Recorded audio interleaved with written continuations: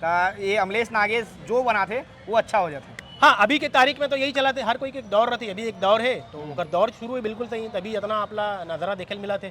हाँ हाँ जी। ये पिक्चर में सबसे मतलब अमलेश नागेश तो है ही, लेकिन ओकर अलावा जो किरदार लगी से बहुत अच्छा किरदार कौन से लगी? हाँ बिल्कुल, अनिल सिन्हा जो है फूफू के जो रोल करे हैं भैया, आज तक हमारा वीडियो में ओकर फूफू के देखा था एमे एक तगड़ा पूरा फुल फ्लैश ओपनिंग मिले होला अनिल सिन्हा ला।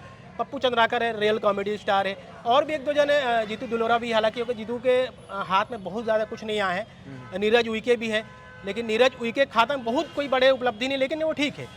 फिल्म में सबसे बड़ा दिक्कत ये कि कई बार फिल्म डगमगा जाते कि कहाँ जाते कोई चीज़ ऐसे। एक पिक्चर में जो एक विनायक अग्रवाल है, मेरे ख्याल से किरदार है, ओकर एन वक्त में गोली मार दे जाते, ये समझ नहीं पाया, अरे वाला गोली मारे के जरूरत कारी भाई, वो ठीक है व्हील चेयर में चलाते, अगर आप लगते कि वो नहीं चल पाते, वो फिल्म आप लगी यार किरदार में, अरे आदमी को निपटाना पड़ेगा, हटाना पड़ेगा, तो कहीं छोड़ देती, बेहोश हो जाती भाई। कई